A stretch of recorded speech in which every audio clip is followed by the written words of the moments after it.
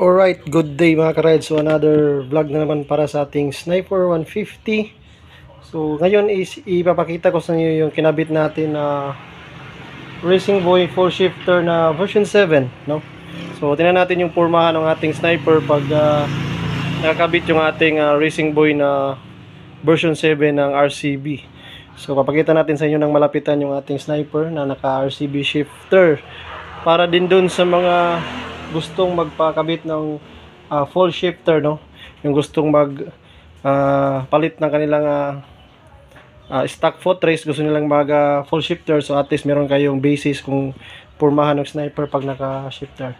Again guys, sa mga hindi pa naka-subscribe sa aking YouTube channel, pa-subscribe naman dyan sa subscribe button dyan sa baba para updated kayo sa aking mga next vlog about sa aking motor na si Sniper 150. So ito guys is naka RCB version 7 yung ating Sniper 150 version 2. So papakita natin sa iyo yung forma ng Sniper na naka Racing Boy. Ito yung ating yan. So ito yung ating version 7 na shifter. Full shifter to siya mga ka-ride, no? Bali talagang dalawa yung tapakan niya. Kasi meron din kasing single shifter na Racing Boy para din sa mga naka-sniper. So itong itong full shifter na to is pwede siyang ikabit sa 155 na sniper and pwede rin siya sa 150 na sniper. So plug and play na siya. Meron lang kayong konting i-adjust yung sa mga lagay ng brake fluid tulad dito. Yan, brake fluid, tapos yung sa pipe niya, kailangan yung magano ng bracket. Yan. So yun yung forma ng ating Sniper version 2 na naka RCB shifter na full, no? Tapos nilagyan ko siya ng gold bolts, pinalitan ko siya ng gold bolts instead na alin yung nandito. Nilagyan ko siya ng gold bolts para medyo may dating tingnan, no? So ganda, yan tingnan pag naka gold kasi silver yung shifter natin, so labas na labas yung kulay ng naka gold. Yan, ito yung sa may right side na part sa Sniper.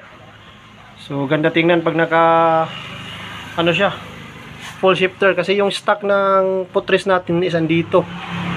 So malapit siya sa makina, so talagang mainit sa paa natin, lalo na pag hindi tayo nakasapatos pag nagmumotor tayo. So kagandahan ng shifter mga naka-rides kasi andito yung ating paa. So medyo distansya siya konti dun sa stock compare sa stock, medyo distansya siya konti. So malayo-layo yung paa natin. So hindi masyadong mainit yung buga ng makina natin, no? So ito yung kagandahan ng shifter. I-compare mo dun sa stock, andito yung stock kasi. Yan, kita mo yan dyan. So malapit siya sa makina. Ito yung sa kabilang part sa may left side.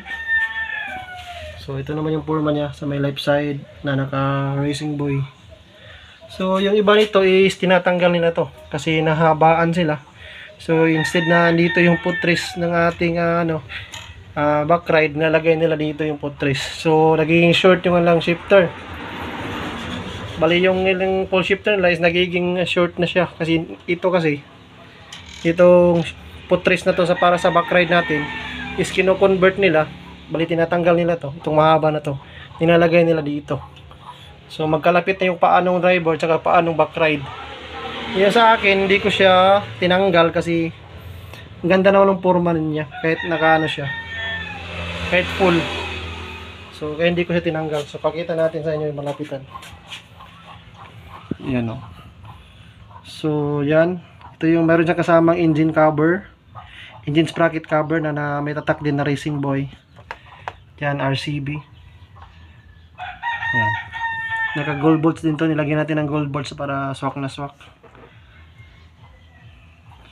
Tapos kung napapansin nyo mga ka-ride, yung gear shifter ko is baliktad na siya. Wala na siya yung parang walang may dito, yung merong may bakal na mataas.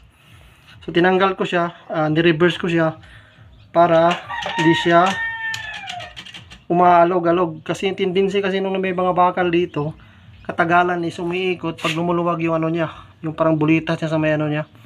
So umaalog, so maingay siya pag tumatakbo. So ang ginawa ko is ni-reverse ko siya. So baliktad na yung cambio niya. Ano na to? 1 up and 4 down. Bali yung primera niya is isang up tapos 4 na down. So baliktad na siya doon sa stock na gear nung Racing Boy na naka-stock na may bakal dito. So binaliktad ko lang siya. Madali lang naman siya ikabit. Salpak nyo lang dito. Tapos baliktarin nyo. So para siyang quick shifter na. Bilis na siya ikambyo. So wala na yung bakal dito. Sa gabal kasi yun mga ka-rides, yung may bakal dito. Sa gabal yun. Kaya sa akin, ni-reverse ko siya. So ito yung forma niya ngayon. Di ba? So dali siya. Dali lang siya ikambyo. First gear kayo dito, pak. Tapos second gear, 1, 2, 3, 4. Diba? So, yun lang. So, pinakita ko lang sa inyo yung version 7 ng Racing Boy na nakakabit sa sniper. So, iba talaga tingnan pag naka-shifter yung sniper. Ganda tingnan. Compare mo dun sa stock. Pero, yun nga, depende naman din sa atin kasi meron kasing ibang rider na gusto lang din yung stock na Potres. Pero sa atin kasi, medyo may dating sa atin yung naka-shifter na sniper. Ganda kasi tingnan. Tapos, ang talaga, main purpose ko kaya nag-shifter ako kasi malayo yung paa natin dun sa makina. Kaya hindi siya mainit. So, kahit nakasapatos ka, feel na feel mo talaga yung init ng makina pag naka-stock Potres ka. So, compare mo dun sa naka-shifter, medyo malayo, distansya siya. So, laki ng advantage. Tapos, dagdag forma talaga din sa naka-sniper pag naka-shifter. So yan ganda tingnan ng motor pag naka-shifter. So dito tayo mark. So yan yan yung RCB na version 7 ng Racing Boy. So yan, sa mga gustong magpakabit ng ganito, tingnan naman yung forma ng sniper, di ba? Iba talaga yung pogi points nung naka-sniper na naka RCB shifter or naka full shifter. So meron iba-iba naman brand ng Racing Boy. Depende sa klase, pero ito kasi yung latest ng RCB ngayon, yung version 7 nila. So depende sa atin kung ano yung afford natin na shifter kasi meron din kasing ibang brand ng shifter. So ito kasi sa akin is naka RCB. Yan. So tingnan natin sa malayuan, ganda talaga ng forma ng ng sniper na naka shifter. So again, yung shifter na yan is pwede siya ikabit sa version 1, 150 na sniper, version 2 na 150 na sniper, and sa 155 na sniper. Pwede yan ikabit. Yung version 7 ng RCB. So malapit natin. So yun.